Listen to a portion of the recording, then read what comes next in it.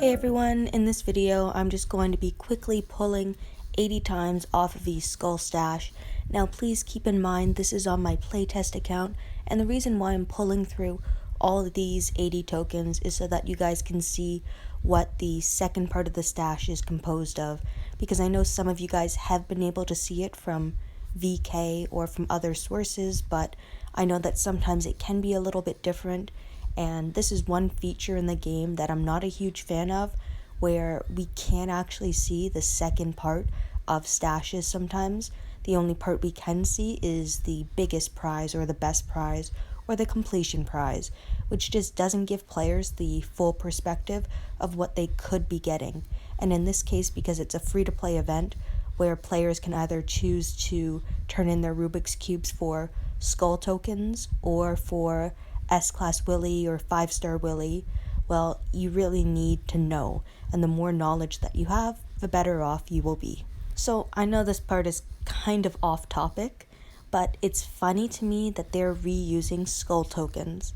And for those of you who don't remember, skull tokens were part of the huge skull gate, where players were able to get a ton of coins. So during this skull token event, your faction had to complete a certain number of missions, and you would be rewarded skull tokens. With those skull tokens, you could pull off of a wheel of some sort, or I believe it was a wheel, and you could get coins to drop of varying amounts. And there were some really high numbers. I think there was something like 10,000 coins, for example, and you could make a miniature account, so another account in a different region. And if you joined a faction who had already completed some of the missions, you would get some of the skull tokens. And because coins transfer between regions, some players made off like bandits and were able to get thousands upon thousands of coins.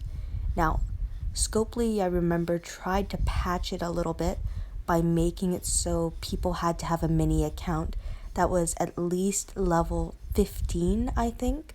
So some players were still able to get a few coins from that because their minis, some people actually play on other accounts as well.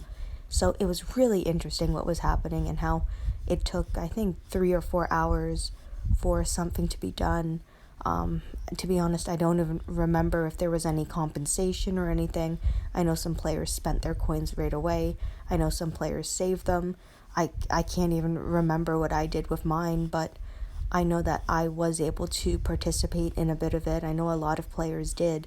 So it's kind of like a throwback seeing these skull tokens used again. So anyway, kind of jumping back to this stash, you'll notice that there's a lot of trainers and a lot of green gear, as well as some Ascendance medals, and then just general gear as well.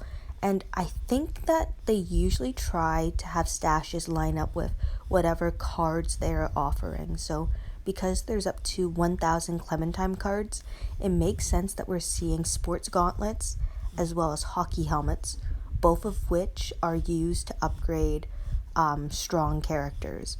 So Scopely uses that usually, and it makes the most sense, and you know what, it's fairly easy to follow. If you need green gear, this is a great place to get it from. I'm personally going for S-Class Willy first, just because I like having options with the tunes that I have.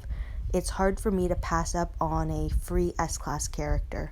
The way I see the game, I think any character that's free, it doesn't mean that they're amazing, but usually you can use them under specific circumstances, and what I like to do is find those specific circumstances. So in the second stash, we can see that there's some choice boxes for S-Class cards, decent options in them, not a huge number of cards based on how many opens you have to go through, but because this is a free-to-play event, it kind of makes sense why the maximum number of cards is 500 and it's Clementine. The platinum mods are pretty nice. There's a bunch of gear, like just a ton of gear. We can see multiple numbers on the choice boxes, trainers. This is honestly a really good stash.